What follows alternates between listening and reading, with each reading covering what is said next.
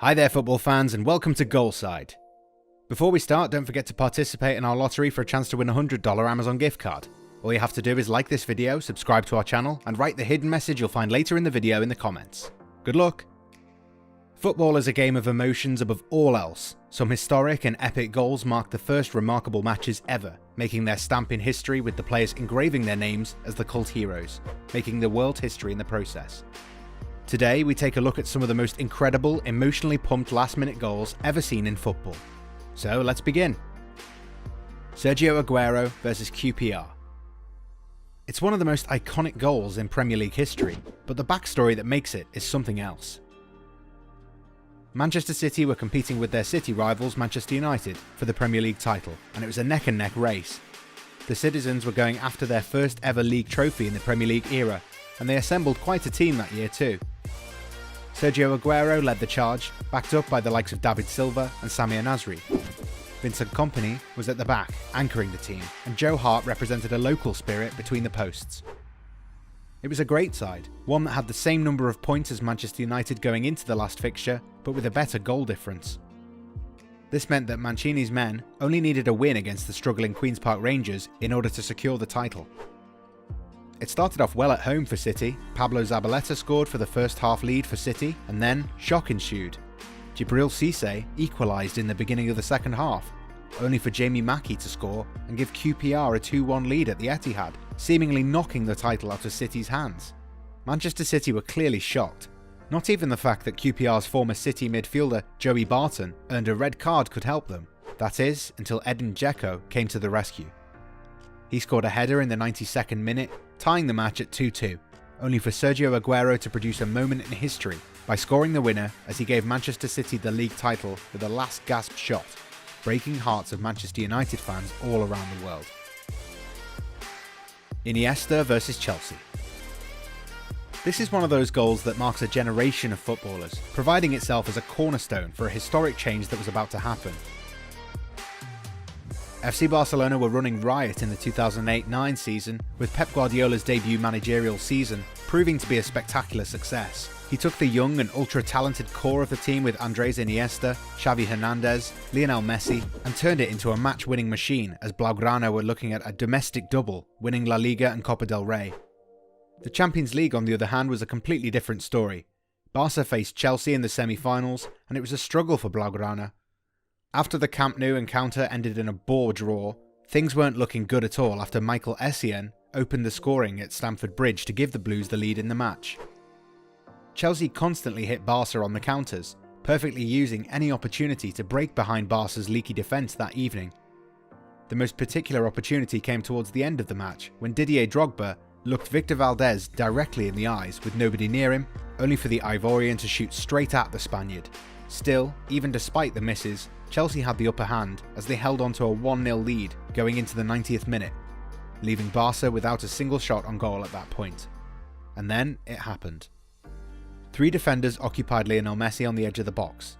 The Argentinian, smart as he is, passed the ball for Andres Iniesta, who shot with his instinct. Michael Ballack was milliseconds away from blocking the shot. Petr Cech flew into the air to stop it, but it was no good.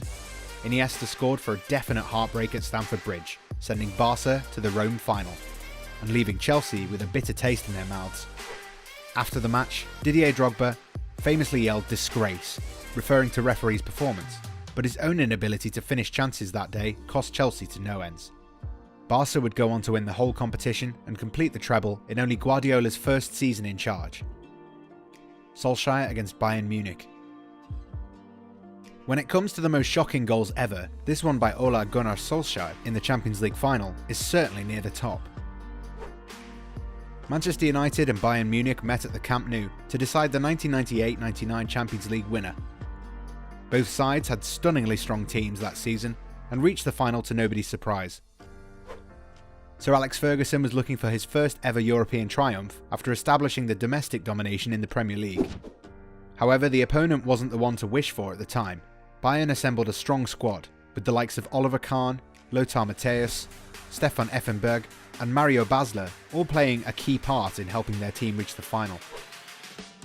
Once there, the Bavarians took the lead very early on, with Basler scoring in the 5th minute.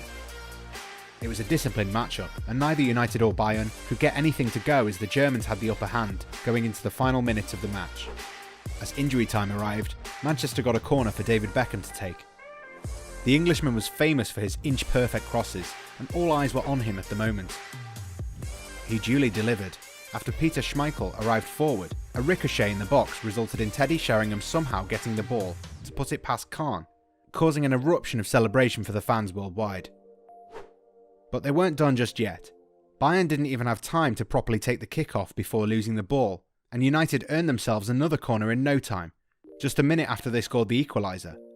It was coming in the air, David Beckham was there again, and this time, Ole Gunnar Solskjaer took the glory by scoring for one of the most incredible match winners of all time and bringing the European glory to Manchester.